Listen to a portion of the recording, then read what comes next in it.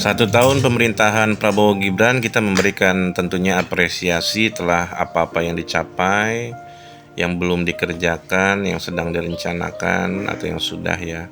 Saya pikir apresiasi adalah bentuk penghargaan tertinggi dari warga negara kepada para pemimpin kita yang berjuang dengan pikiran, kemudian dengan tenaga, juga dengan tidak sedikit waktu mencurahkan untuk kemajuan bangsa ini. Tapi izinkanlah kita memberikan juga sebuah opini terhadap satu tahun pemerintahan Prabowo yang tentunya ini juga berkembang di media sosial ataupun di media elektronik. Tentunya bisa jadikan sebuah pertimbangan bagi pemerintahan Presiden Prabowo terhadap hal-hal isu-isu yang menjadi hangat diperbincangkan tentunya. Yang pertama adalah bagaimana terlihat sekali adanya bahwa pemerintahan Prabowo ini, Presiden Prabowo tersandra ya oleh kepentingan masa lalu atau bisa dikatakan tanda petik dosa masa lalu, dan kemudian juga kepentingan masa depan, sehingga tidak bisa lebih bergerak bebas ya untuk kemajuan bangsa dan juga untuk kesejahteraan masyarakat. Walaupun kita lihat juga pergerakan dari Presiden Prabowo lambat laun ingin mengatasi hal-hal tersebut, tetapi tidak mudah memang karena lingkarannya juga yang poin kedua ya, masih menggunakan orang-orang lama sehingga masih memegang rahasia-rahasia, dan tentunya ada hal-hal mungkin secara teknis harus melewati kepentingan-kepentingan itu. Jadi tersandra untuk saling mengamankan, saling menjaga, tapi dalam hal yang tanda petik mungkin tidak berdampak baik buat masyarakat kita. Poin ketiga adalah tentang arah kebijakan. Arah kebijakan Prabowo sangat bagus ya kita kalau menilai dari sisi narasi, dari arah kebijakannya yang ada beberapa poin itu menyeluruh saya pikir untuk menuju Indonesia emas. Tapi perlu kita lihat juga sebenarnya terjadi disorientasi ya terhadap cita-cita kemerdekaan. Kenapa? Karena memang sejatinya yang paling pokok utama perlu segera dipenuhi adalah apa yang tertuang dalam pembukaan Undang-Undang Dasar 1945. 4 hal itu. Dan memang satu hal tentang menjaga ketertiban dunia itu sudah aktif. Presiden Prabowo di kancah internasional telah berbagai kesempatan di forum-forum dunia, ikut juga dalam hal pembebasan atau artinya memberikan kemerdekaan kepada negeri Palestina, dan itu kita apresiasi setinggi-tingginya. Dan bagaimana juga manuver Presiden Prabowo terhadap beberapa negara adik kuasa, negara besar, negara maju, sehingga menempatkan posisi Indonesia menjadi tawaran tertinggi dalam sisi kepentingan di global. Tetapi poinnya adalah yang ketiga ini, kebijakan strategis itu tentunya yang paling jangka pendek sangat dibutuhkan oleh masyarakat kita adalah mengenai pengurangan atau penghapusan angka kemiskinan, mengatasi juga pengangguran, dan juga keburukan yang terjadi di sosial masyarakat kita itu juga belum disentuh secara optimal ya, bahkan sangat sedikit disentuh, jarang juga difikirkan.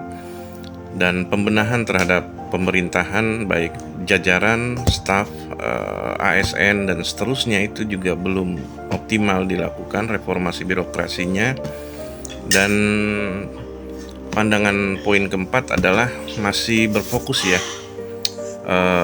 Pak Prabowo di kancah internasionalnya, tetapi coba mencerdaskan kehidupan bangsa, terus kemudian mengurangi angka kemiskinan, kesejahteraan umum itu sebenarnya lebih utama harus dilakukan dalam jangka pendek, karena penderitaan itu tidak bisa ditangguhkan, tetapi masyarakat kecil yang paling bawah ini menikmati penderitaan itu dengan sangat lapang dan bersabar, tapi hadirnya peran pemerintah seharusnya lebih terdepan untuk mengatasi itu.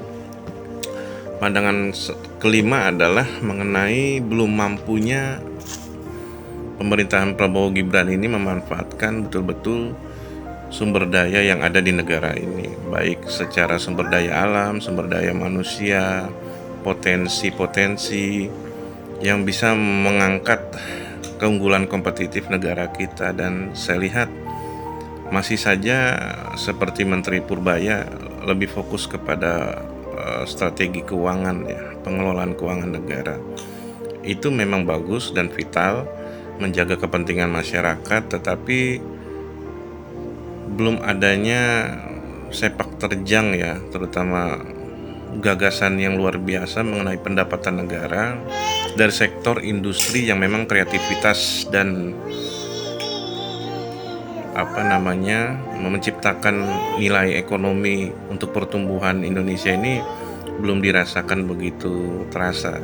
Sebenarnya masih banyak cara, banyak strategi yang bisa dilakukan oleh pemerintahan Prabowo Gibran untuk meningkatkan pendapatan keuangan negara dan juga untuk memberikan pertumbuhan ekonomi Indonesia secara tumbuh secara tinggi ya.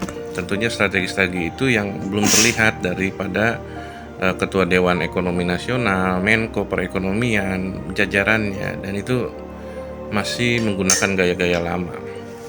Apalagi dalam pengentasan kemiskinan pun masih belum terasa begitu jelas ya. Program-program andalannya pun masih menyasar dan timbul banyak masalah. Bukan berarti tidak bagus menyentuh masyarakat langsung. Memberi makanan bergizi adalah salah satu strategi langsung menyentuh anak-anak bangsa.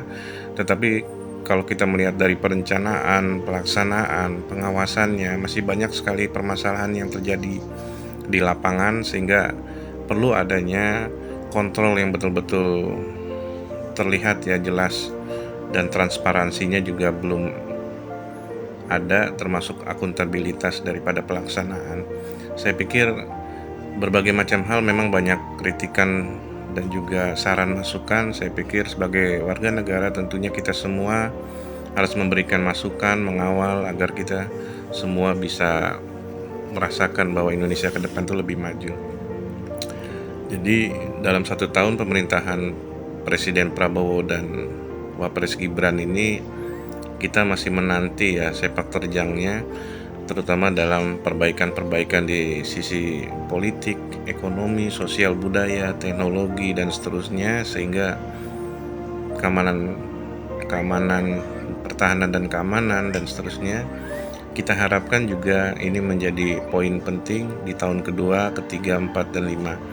Tidak melulu ini soal 5 tahun, tidak melulu ini soal bagi-bagi kue atau kekuasaan, tidak melulu ini soal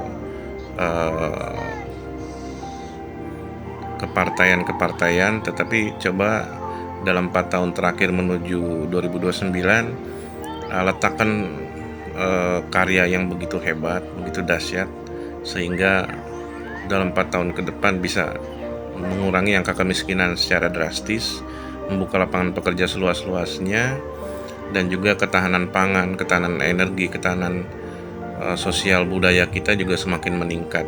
Saya pikir di tengah perubahan yang sangat cepat, kita membutuhkan kecepatan memimpin dengan gaya yang tidak biasa, tidak seperti hanya biasa-biasa saja, tidak menggunakan cara-cara lama, tetapi harus bisa menggunakan cara-cara yang out of the box, bahkan bisa memberikan multiplier effect yang sangat positif, baik outcome dan seterusnya ya. Dan itu kita tunggu bagaimana Presiden Prabowo bisa menjalani itu dengan sebaik-baiknya. Kita dukung tentunya bila itu bisa terbukti, bisa terjadi, dan kita harapkan segera ini bisa terjadi untuk jangka pendek, terutama dalam cita-cita dalam kemerdekaan di Undang-Undang Dasar, pembukaan Undang-Undang Dasar 1945.